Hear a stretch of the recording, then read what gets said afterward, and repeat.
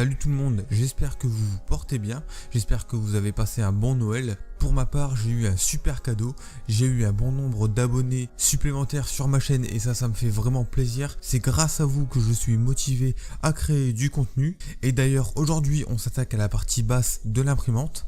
C'est la plus grosse transformation physique, du moins visible, de l'imprimante qui va vraiment la faire ressembler à la U20 Pro. Je lance l'intro et on rentre dans le vif du sujet en commençant par une série de timelapse, le tout en musique.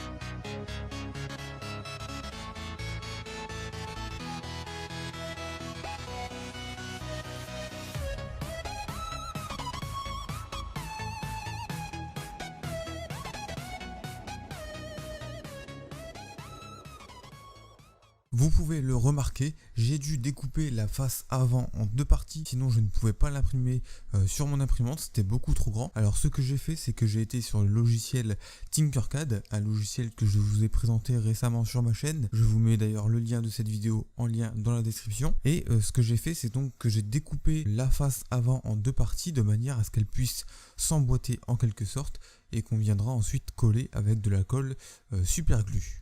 On va pouvoir passer à la partie matérielle, donc on va commencer par ce qu'on aura besoin d'imprimer en 3D. Vous aurez besoin d'une multitude de ces pièces-là qui vont vous permettre de rigidifier un petit peu la structure. Donc il y en a des 30 par 40 mm et des 20 par 20 mm. Ensuite, vous aurez besoin de réimprimer les deux pieds avant. Tout simplement parce que j'ai fait une petite modification, j'y ai placé un petit écrou mais je vous expliquerai un peu plus pourquoi par la suite. Vous aurez besoin aussi d'une bonne poignée d'écrou hanté imprimé en 3D ou en métal. Vous aurez besoin de la partie avant et comme je vous l'ai dit, donc en fait elle se compose de deux parties de manière à ce qu'on puisse les emboîter. Et sur Tinkercad, je n'ai pas eu de problème à couper la face avant en deux, donc ça s'emboîte parfaitement.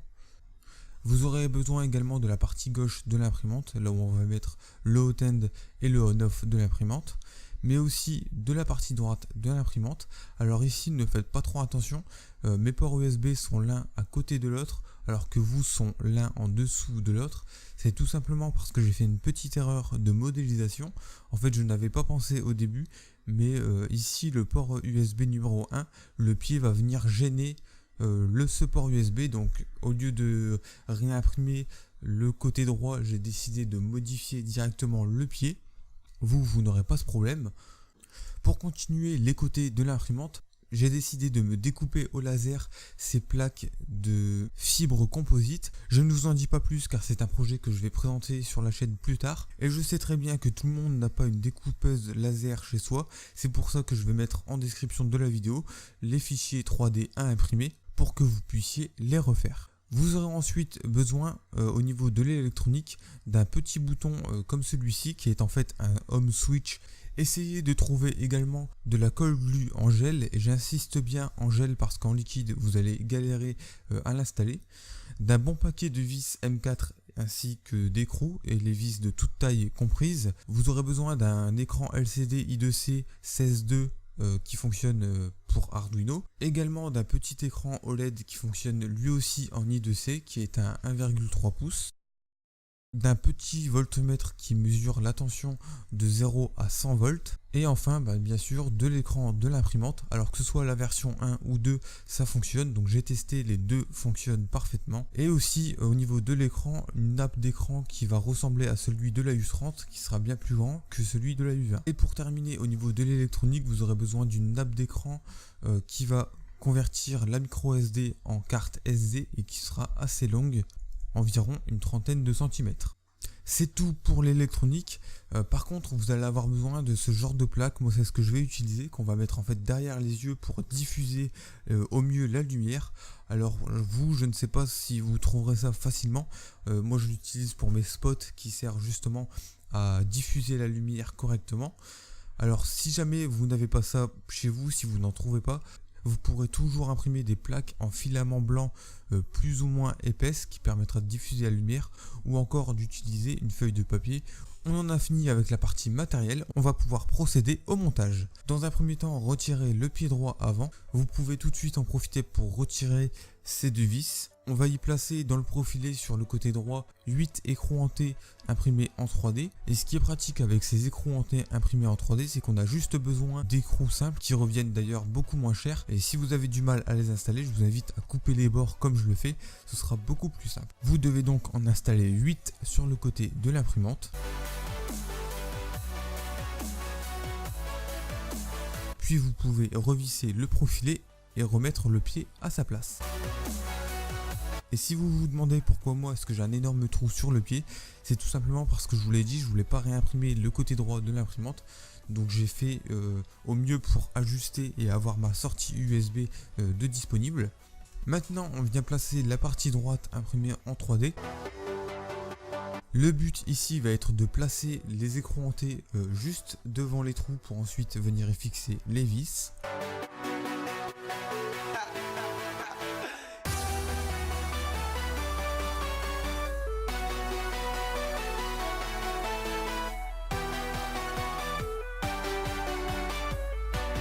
Maintenant que c'est fait, vous pouvez passer au restant des pièces, toujours en plaçant les écrous hantés devant les trous des vis.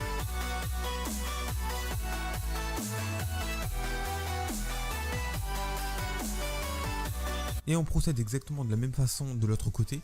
On retire le pied, on enlève les vis du profilé, on insère les écrous hantés, on remet les vis et le pied.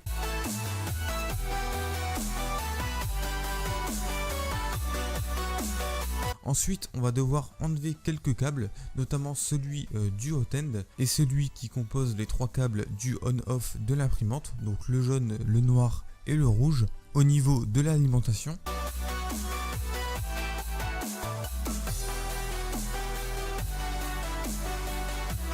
Vous pouvez également retirer le moteur Z ainsi que le switch Z.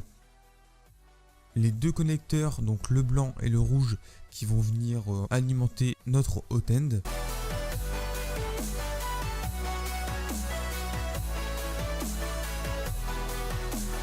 Maintenant, nous allons pouvoir placer notre câble du hot-end sur la partie gauche de l'imprimante, dans le trou qui est prévu à cet effet.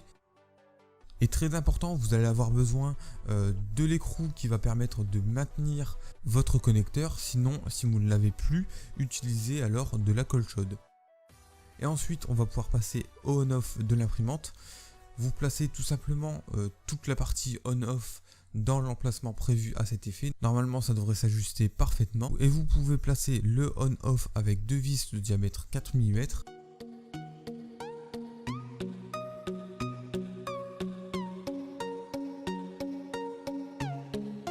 Normalement c'est bien ajusté pour que les deux parois en fait du on-off viennent juste entre le pied et la box de la carte mère. Et comme je vous l'avais dit, j'ai fait une petite mise à jour au niveau du pied pour permettre de placer un écrou et d'avoir une fixation supplémentaire sur la partie gauche de l'imprimante afin que ce soit bien maintenu. Et comme tout à l'heure, nous allons placer les écrous hantés en face des trous.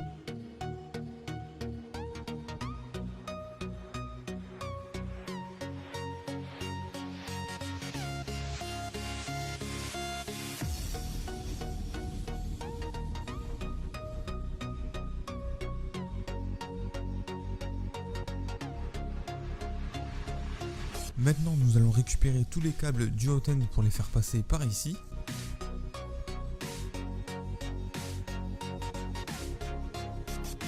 Maintenant que c'est fait, vous pouvez passer tous vos câbles à l'intérieur du trou. Vous n'oubliez pas vos câbles du Home X et du moteur. Et tant que nous sommes sous l'imprimante, nous allons en profiter pour remplacer la nappe de l'écran ainsi que y placer l'extension de la carte SD qui, je le rappelle, doit mesurer au moins 30 cm.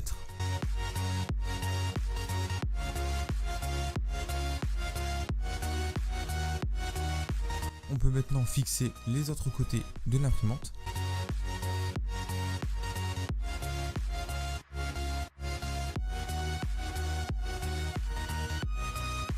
Et maintenant pour les câbles du on-off de l'imprimante, alors par la suite il va falloir les couper pour rallonger les câbles parce qu'actuellement ils sont trop courts pour arriver jusqu'à l'alimentation. Mais là pour l'instant on ne va pas s'en occuper, je vous montrerai ça dans une prochaine vidéo. Là maintenant nous allons nous occuper de la partie avant de l'imprimante. Vous aurez besoin de votre colle en gel et je le répète, j'insiste bien sur la partie gel de la colle. Et le plus important sur vos impressions, c'est que les deux parties qui vont venir s'emboîter soient entièrement lisses. Parce que si vous mettez des supports, vous allez avoir un mauvais ajustement, ça ne va pas aller très bien. Gardez à l'esprit que de toute façon, même si l'impression n'est pas très jolie, on va y placer du papier vinyle sur le dessus pour rendre le tout beaucoup plus beau. On y place notre colle super glue. Attendez une bonne heure histoire que ce soit bien sec. Une fois que la colle est bien sèche et que les deux parties sont bien collées entre elles, vous pouvez d'ores et déjà préparer 4 vis M4 avec leurs écrous pour les placer à ces emplacements ici. Et vous pouvez préparer 4 vis M3 avec leurs écrous pour placer l'écran par la suite. Au niveau de l'électronique, c'est très simple. Notre petit voltmètre va se placer ici. Ensuite, notre écran LCD 16.2 I2C juste ici. Et notre petit écran OLED juste à droite. Ensuite, il nous restera à mettre les plaques dont je n'ai toujours pas le nom en dessous pour faire les yeux. Pour ma part, j'ai récupéré une très grande plaque que j'ai retrouvée dans une télé qui sert justement à diffuser la lumière et préparer également de la pâte à fixe ainsi que du scotch d'électricien qui soit assez solide. Vous aurez besoin soit de l'un, soit de l'autre ou des deux. Mais on va d'abord s'occuper sur la face avant d'appliquer le papier vinyle. Ce n'est pas très compliqué à poser, il suffit de découper aux bonnes dimensions, ensuite de le poser, puis avec un sèche-cheveux ou autre source de chaleur, on va venir vraiment coller le tout. J'ai déjà fait un test sur une impression qui a en quelque sorte foiré. J'aime vraiment bien l'aspect que rend le papier vinyle sur l'impression 3D, parce qu'on n'a justement pas l'impression que c'est imprimé en 3D. Je vous fais une petite avance rapide sur le posage du papier vinyle parce qu'il n'y a rien de compliqué en soi.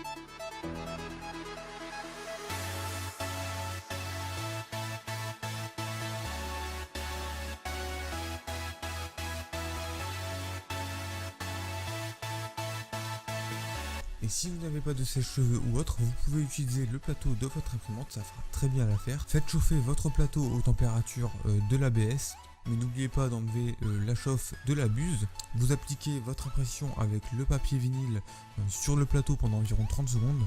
Pour le rebord ici, vous pouvez également couper les bords pour un meilleur ajustement et ensuite utiliser une règle, ça marche vraiment bien aussi. Voilà, le résultat est vraiment satisfaisant pour moi, donc on va passer à la suite du montage. Et ici, pour former les trous, j'utilise un pic qui sert pour de la soudure normalement, donc ça fait vraiment l'affaire. Vous pouvez utiliser aussi bien un stylo, je suis sûr que ça marchera très bien aussi. Petit conseil, appliquez également du papier vinyle de l'autre côté, ce qui va permettre de rigidifier les deux parties ensemble. D'ailleurs, si vous voulez reproduire exactement comme moi le montage avec les mêmes matériaux, donc que ce soit les plaques blanches pour former les yeux, le papier vinyle, la découpe au laser de fibres composites, etc., vous pouvez me contacter par mon Facebook et je peux voir pour vous aider à vous procurer ces matériaux. Dans la partie commentaires, vous avez qu'à me demander mon Facebook et je vous l'enverrai. À ce moment-là, on pourra commencer à parler du projet. Pour l'écran OLED que vous allez placer, moi j'utilise de la pâte à fixe pour le fixer. Tout simplement parce que une fois j'ai voulu y mettre des vis au niveau des trous de l'écran OLED. Mais ce qui s'est passé, c'est que l'écran s'est cassé. On passe donc sur le devant de l'imprimante pour monter l'écran et l'extension de la carte SD. On peut commencer à prévisser les 4 vis de l'écran et ensuite on y met les écrous. Alors faites attention en plaçant les écrous, si vous les serrez trop fort, vous n'aurez plus le tactile de votre imprimante. Alors moi honnêtement je les ai serrés autant que ce que vous voyez là. Ensuite vous pouvez placer l'extension de la carte SD.